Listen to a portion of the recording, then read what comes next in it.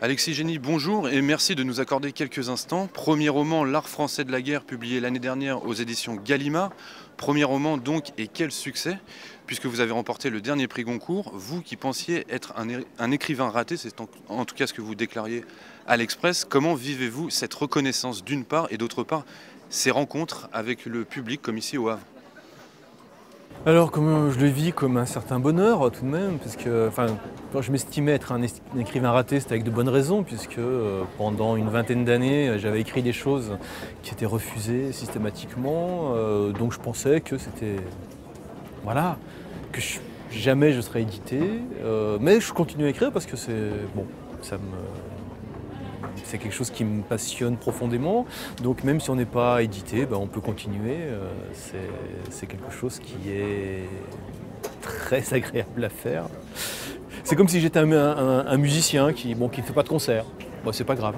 Et donc là, ça a été une reconnaissance de ce que je pouvais faire. Donc je me suis rendu compte que peut-être ce que je faisais, c'était pas si mal que ça. Et je suis rassuré sur ce que je peux faire. Et après, donc, je rencontre des lecteurs. Et rencontrer des lecteurs, c'est toujours intéressant parce que moi, je ne sais pas ce que j'ai fait. Je ne peux pas savoir puisque je ne peux pas le voir de l'extérieur. Et les lecteurs, c'est eux qui me tendent un miroir et qui, par leur réaction, me montrent ce que j'ai fait, ce que j'ai écrit. Et c'est grâce aux lecteurs que je peux le savoir. Donc L'Art français de la guerre est l'histoire d'un jeune homme en pleine crise personnelle qui rencontre un ancien militaire devenu peintre. À travers les souvenirs du vieil homme défilent 50 ans d'histoire de France, des maquis de la résistance à la guerre du Golfe. Il s'agit d'un pays, le nôtre, et de comment il a appris à mourir. En traversant justement le temps et l'histoire, dites-nous comment, au fil de votre roman, vous avez pu aborder la notion de diversité, thème central de ce festival littéraire, Le goût des autres.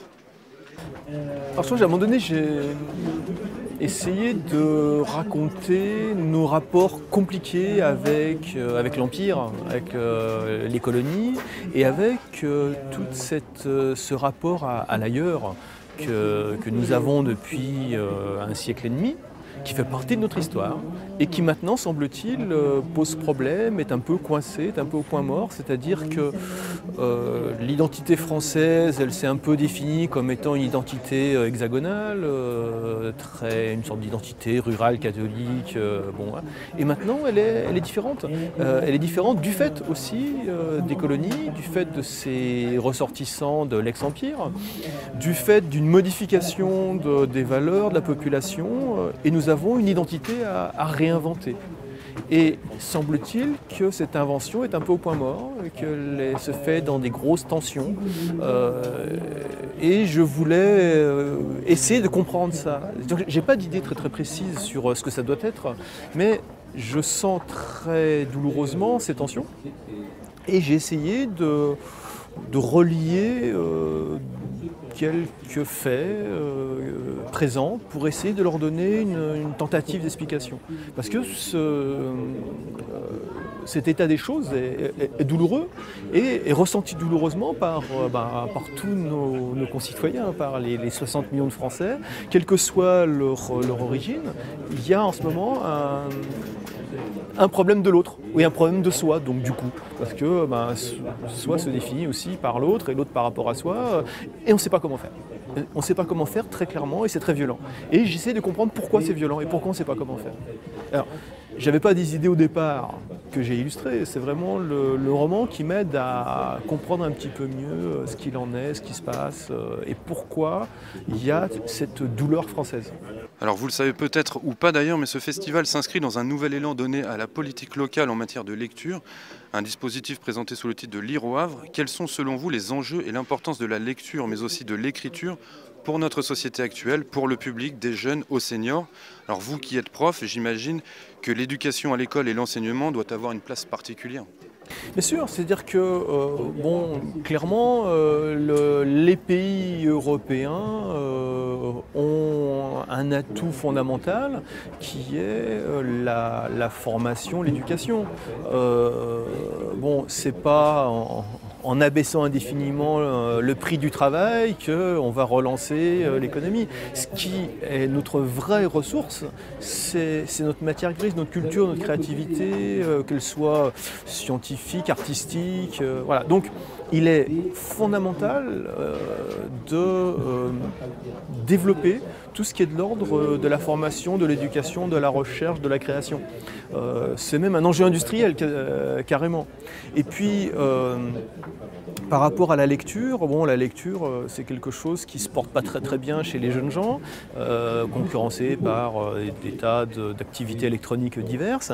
Mais la lecture, c'est merveilleux parce que c'est quelque chose qu'on peut faire soi, mais le partager, qui rend libre.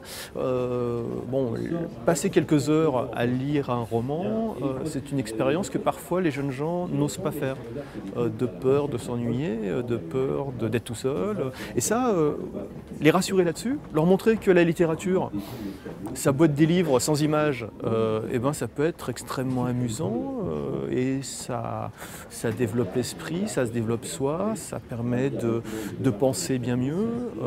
Alors, je pense que des festivals comme celui-là montrent aussi que la littérature, ça peut être fun. C'est-à-dire qu'il y a du spectacle, il y a de la lecture, il y a du débat, il y a, bon, ça bouge. C'est pas uniquement quelque chose qu'on fait assis comme à l'école. C'est créatif et amusant. Alors avant ce succès, il y a eu quelques coups d'essai infructueux. Pourtant, vous avez déclaré « ça n'a rien de déshonorant, on peut écrire par plaisir le dimanche comme d'autres vont à la pêche ». Est-ce aussi une manière d'inviter les gens à écrire et pourquoi? Au-delà du plaisir, qu'est-ce que cela vous apporte ou peut apporter? L'écriture, pour moi, c'est une des quelques activités qui permettent d'être totalement présent à soi ou présent au monde. En fait, j'ai l'impression qu'en écrivant, c'est la chose la plus compliquée que je fasse dans ma vie et ça me permet de relier tous les aspects de ma vie en même temps et d'être totalement dans le moment où je le fais.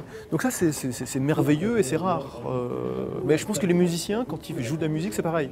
Ou un peintre qui fait de la peinture, ou bon, voilà, ou un danseur quand il danse. Je pense que le principe de l'art, c'est ça. C'est-à-dire que quelque chose qui me fait exister pleinement. J'ai vraiment l'impression d'exister pleinement. C'est pour ça qu'après, édition, pas édition, bah, c'est mieux quand c'est avec édition, hein, c'est clairement, mais si pas édition, tant pis, j'existe quand même pleinement en écrivant. Donc ça, c'est le bonheur. Alexis Génie, merci. On le rappelle, votre roman L'Art français de la guerre, prix Goncourt 2011, donc est publié aux éditions Gallimard. J'imagine que vous allez encore profiter un peu de ce succès, mais avez-vous d'autres projets à venir? Bien sûr, mais d'abord, bon, ce que je vous ai dit sur l'écriture, c'est quelque chose que je fais depuis des années et que je ferai encore des années. Mais disons que je pratique l'écriture et puis il y a des livres qui en sortent. Voilà, j'ai pas un projet de livre que je fais, j'écris et puis voilà, ça fait des livres. Donc il y en aura plein, j'espère. Merci beaucoup. Merci.